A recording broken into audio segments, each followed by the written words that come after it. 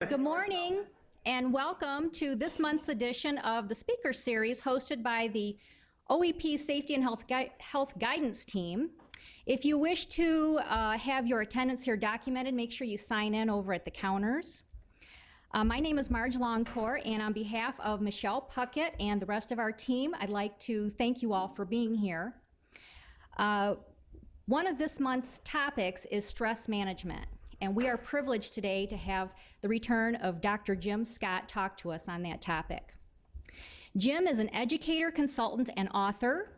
He has successfully taught life skills for over 30 years and speaks nationally on the subject of well-being and stress management. He has co-authored a book on teaching and joy. He currently facilitates an extensive online stress management course with students from all over the U.S.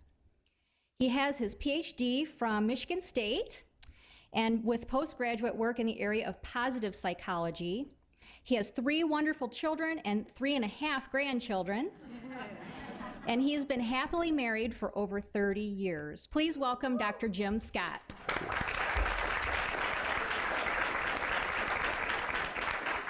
Well, I'm really pleased to be with you, and I'm really thankful you all showed up because it's terrible talking to myself on TV. So what I like to do is just sort of start out with things, and I'd like you to think a little bit about the candy that's in your chair. By the way, if any of you have some kind of an allergic response, or more importantly, you have an addictive response, Marge has extra candy. So if you think about chocolate kisses, why do you like them?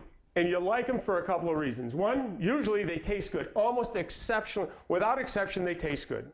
Secondly, you'll usually feel better. Third, you think about, you know what you're getting. I've never had one of those little things wrapped up and got the wrong thing. And then the last is they usually meet my expectation and I need more. So when you think about it, how does that relate to where we are? Well, the reality is life really isn't like that, is it?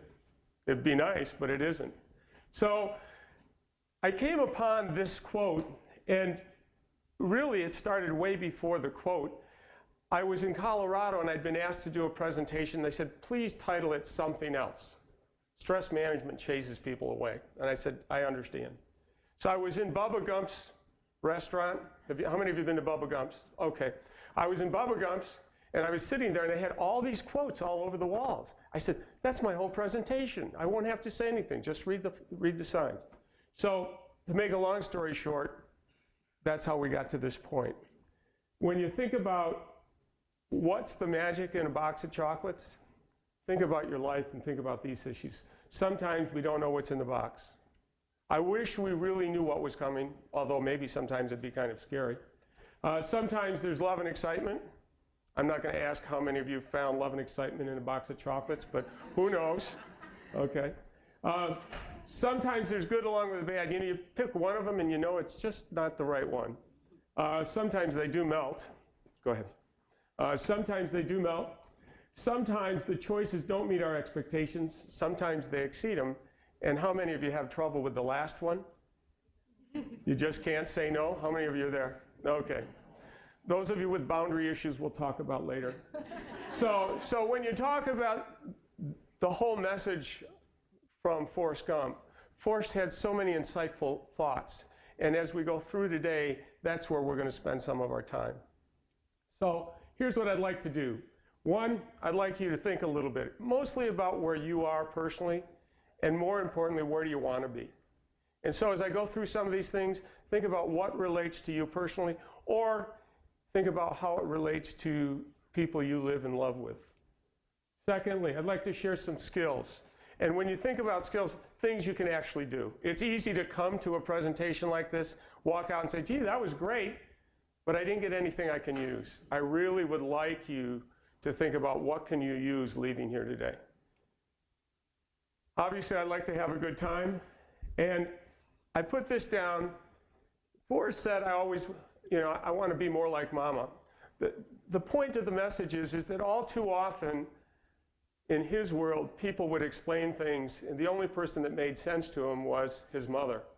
So my hope is to make sense out of the concepts and issues I share with you today. So having said this, I'd like you to think about a couple of things. First of all, I want you to identify 3 priorities in your life. Just think about them. I'm not going to ask you to share them, but 3 priorities in your life. 3 things that are most important to you. Next thing I'd like you to think about is 3 things you're thankful for. And the last piece, the one that you wish you were probably doing right now, is how do you recover at the end of each day? What do you do? Okay? I know somebody said, I can't talk about that either. But think about these 3 questions as we go through the presentation and get a sense of how does it relate. So, Forrest said stuff happens. And if you remember in the movie when he was running along the road, the image came up out in a different way. But anyways, point in his case is stuff does happen. It happens to all of us. Marge and I were talking earlier about how we so seldom understand what's going on in anybody else's life, let alone our own lives. And lots of things happen. The last time I was here, we were going through, or you were going through, a major transition.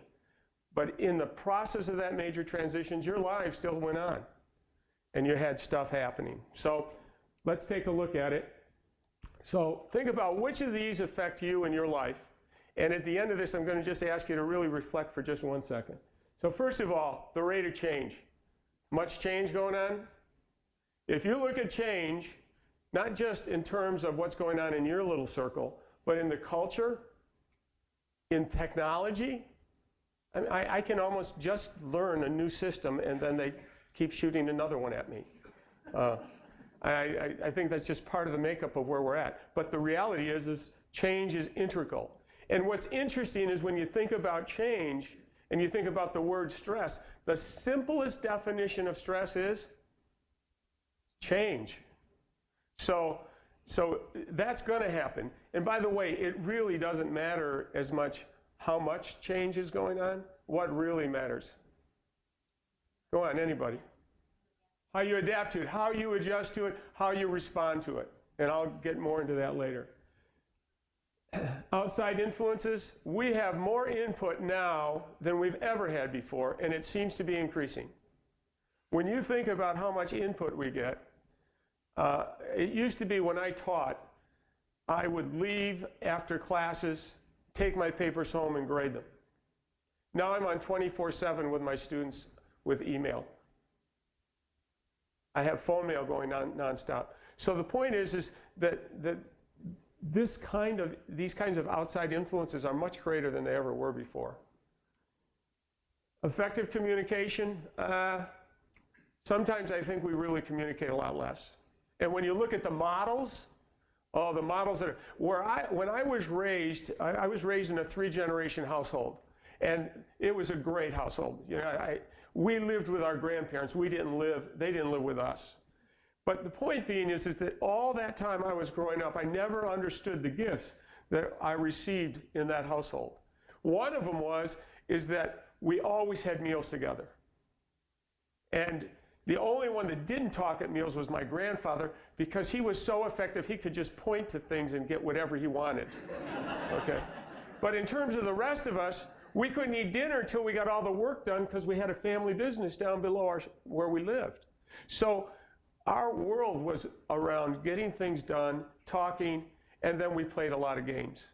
My grandfather taught me all my math skills playing games, card games. He kept taking my money, and I had to pay him back. So when you think about effective communication today, you know, effective communication today is you're sitting there in front of your television with your flicker, shooting the channels, and you're asking your spouse, male or female, to get you a beer. The models aren't there. Or you watch, and I'm dating myself, but you might watch something like Baywatch and find out you can have a meaningful relationship in 30 minutes. It's just not the same, you know? By the way, my grandparents were married 62 years, so obviously they had something that was working right. None of you have these, I know that.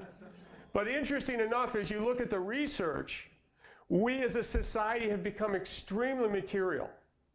And in so being material, what's happened is that your focus has been pulled outside of yourself and onto things. So lots of times when I talk with my